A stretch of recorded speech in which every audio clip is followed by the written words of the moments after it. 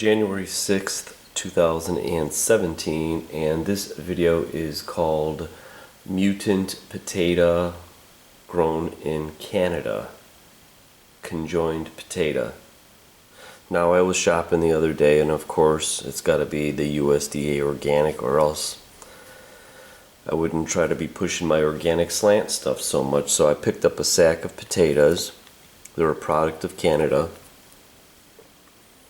And it's from actually Ontario, if you could read this. Burlington, Ontario.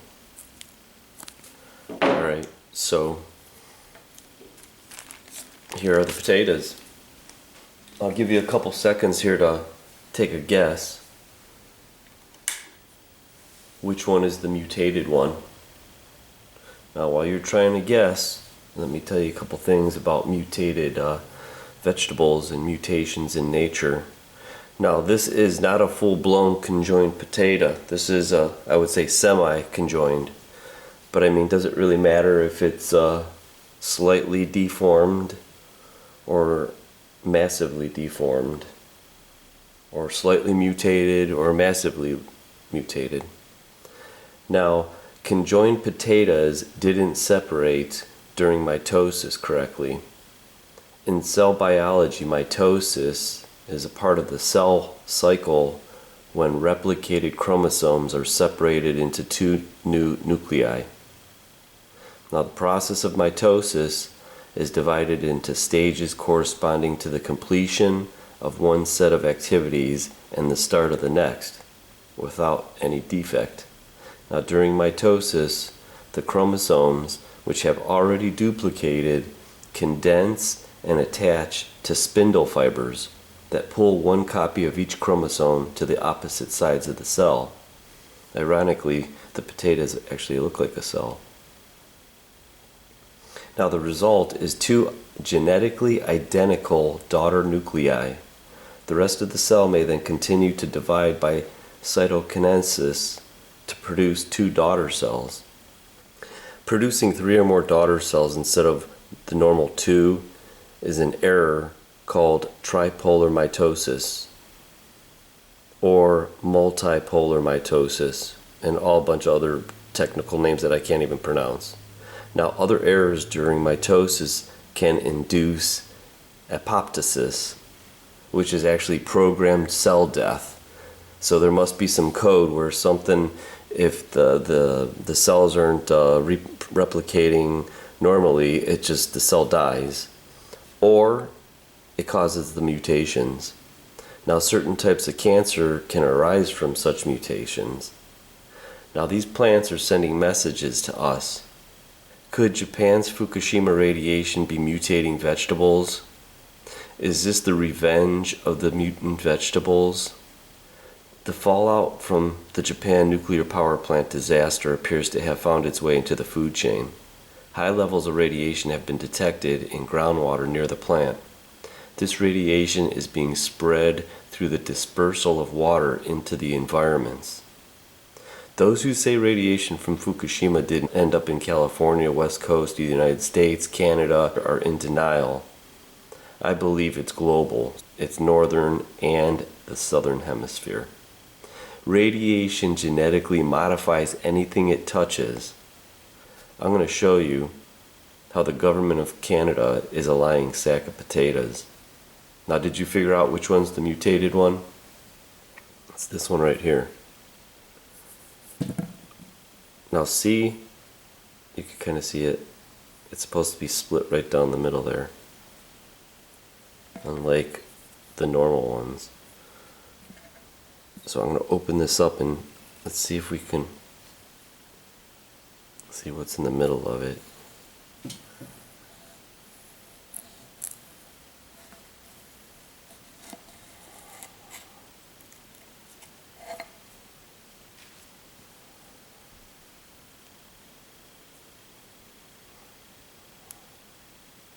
Now let's open another one, a normal one.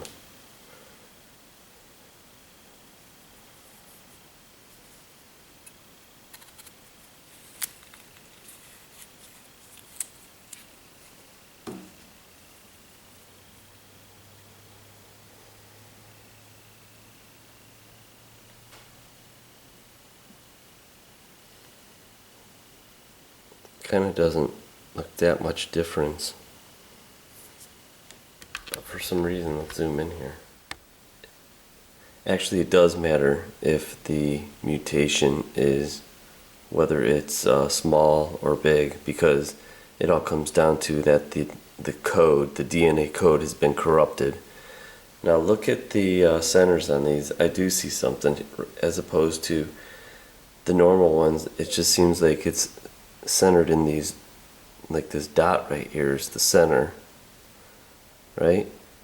And now look at the conjoined one. You got a line that comes down that connects. So this dot would normally be just this right over here, and the other one is right over here. But since they're conjoined, see how they connect? There's that subtle line. It's darker. You could hardly see it, but it's there. And what I'm going to do is maybe see how this reacts. We'll put just a little dot of, and we'll put this and see if they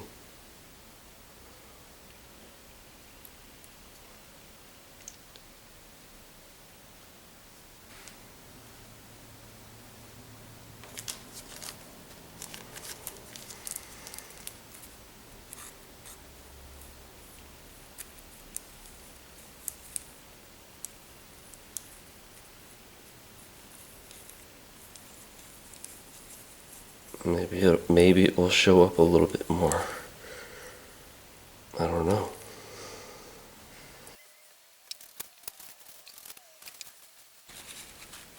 Maybe it will reveal a pattern.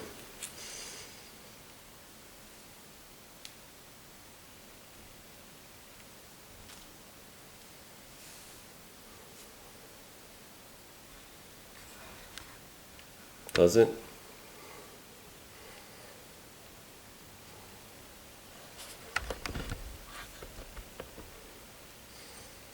It's harder to see because that one got cut.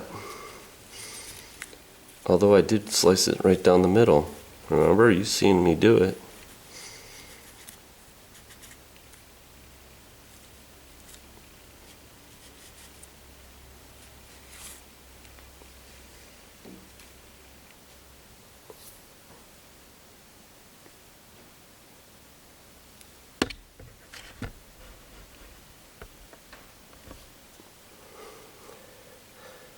It's a little darker in there. It doesn't really show up more than I thought it would, but you could kind of see it. Now, would you eat a conjoined potato?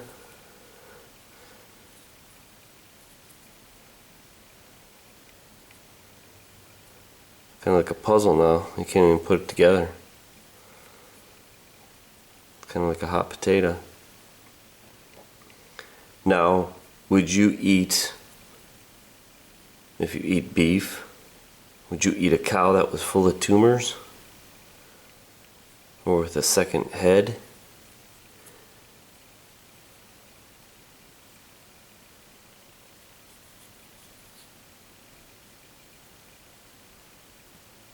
I don't know, I don't think I would. Oh, well, I guess you get the point. I'm going to go show you why the government of Canada is a lying sack of potatoes now. Alright, I had to share this with you. I just discovered this. It's kind of like a slide. I cut it really thin. Now, can you tell which one's the mutated one and which one's the normal one? That's not too hard to tell. The normal one is this one. Now see how that white thing in the center? It seems to be in every potato. Some kind of growth line, I think. See how it goes from end to end? So it's normal to have that line in there, I guess. I never realized that, but see, that's that one right there.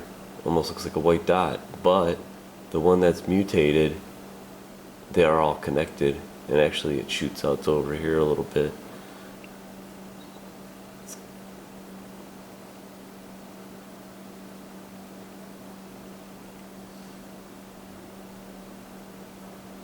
Well, I'm not eating them. Maybe, I guess, a farmer would like this because he's getting more yield, but is it really safe to eat? Instead of one potato, they got 2 potatoes.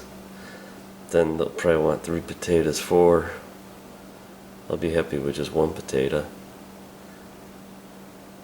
See it? That's obvious right there. So even the outside is mutated, the internal body of the potato is mutated also. So if it's ugly on the outside, it's ugly on the inside. Now these are DNA code that's going crazy. Code gone wild. They're following a code, a DNA code. It's like a computer code. They adjust to environments. It's cold, it does one thing. It's warm, it does another. But when it gets mutated, it doesn't know what to do. It's not that bad where it produces the cell death to shut down the organism. It's built in that DNA because nature knows not to have mutated organisms are not good, and nature has a way of destroying that. It's called suicide cell death. Alright, the more I examine this, more stuff I'm finding. Look at the outline, the inside of the potato, the starchy part. Now look at how perfect this lining is. It's so uniform, right? This thicker, darker area, it's uniform. Now look at the mutant potato. See how it's not uniform. There's a big difference there.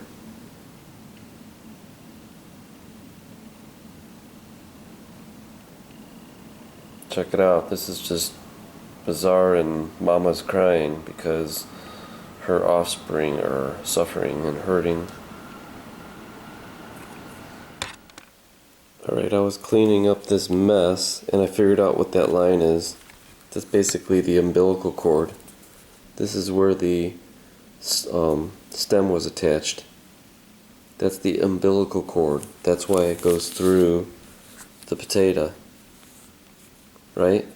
Now look at the umbilical cord on the, that's the umbilical cord on the conjoined one.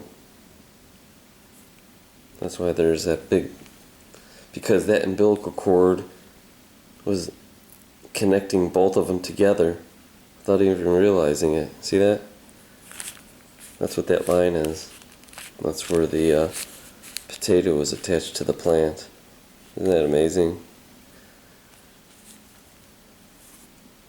So that's like the belly button right there. Now here's the Health Canada website, and it seems to be that a lot of the same governments are just reading off the same script. Where is she?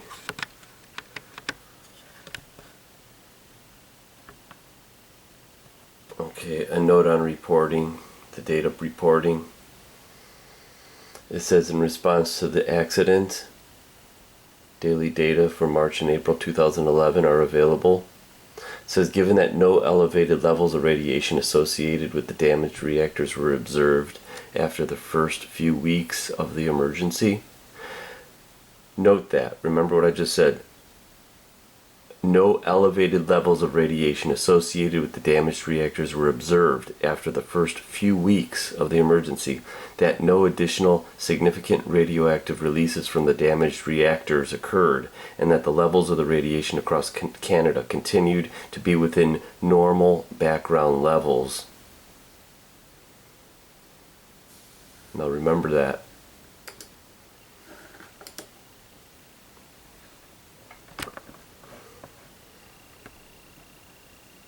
This is their monitoring in British Columbia. So whether it's in British Columbia or Ontario, it's Canada. Here is, it's hard to see, This is 318. The accidents were on 311. I think within a day or two after that they exploded, and the radioactive releases were in the air. Now that particular matter only takes 4 days to hit the west coast. 4 days. So even if I think it blew on the 13th, you're looking at the 14th, 15th, 16th, 17th, or 18th. Now it's pretty convenient that they started their data on the 18th, and then they're showing this massive spike that is actually towards the end of the 19th. It peaks on the 20th, and then it ends up going down.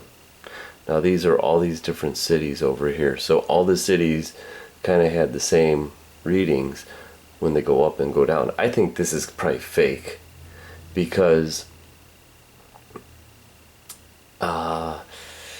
they're saying that none of that, remember what I read before, that it was a couple weeks? This is showing the 20th, which is 9 days after the earthquake. 9 days. So on the 9th day we had a peak, and then they're saying it went down.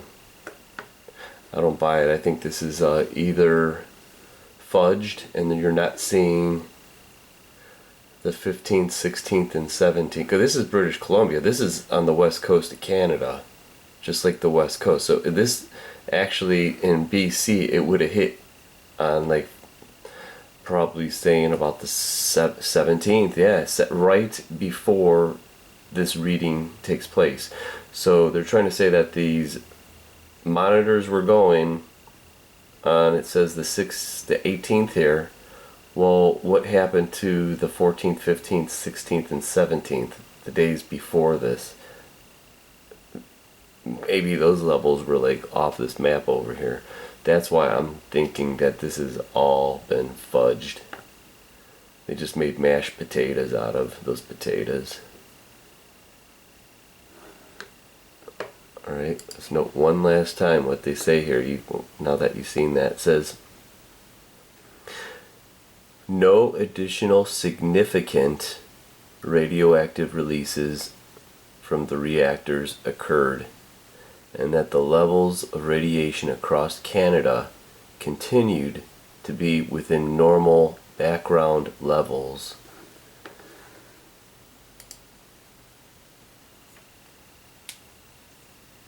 I think they're playing hot potato. They just want to keep passing it around. No one wants to take the responsibility and just come out and tell us the truth.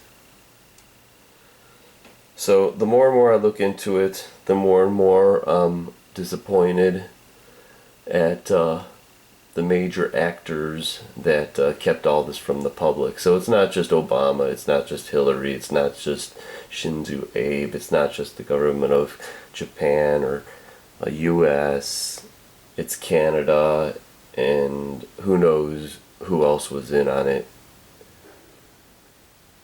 So back to the potatoes, you'll be probably seeing more of them, even in organic produce. So just keep your eyes out, and I guess post your mutant produce.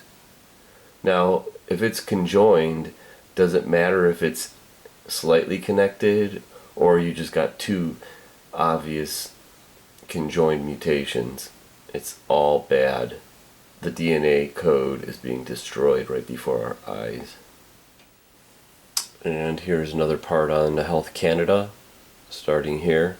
It says, in response to the Fukushima Daiichi nuclear accident in Japan, data from 2 of these networks comprising more than 100 radiation monitoring sites was made available at an increased frequency in 2011. Measurements from these networks have confirmed and continue to confirm that the quantities of radioactive materials that reached Canada as a result of the Fukushima Daiichi nuclear accident were very small and did not pose any risk to the Canadians. The very slight increases in radiation across the country observed during the first few weeks following the onset of the incident were smaller than the day-to-day fluctuations from background radiation. I'm surprised they just didn't put up here that it was equal to eating 2 bananas.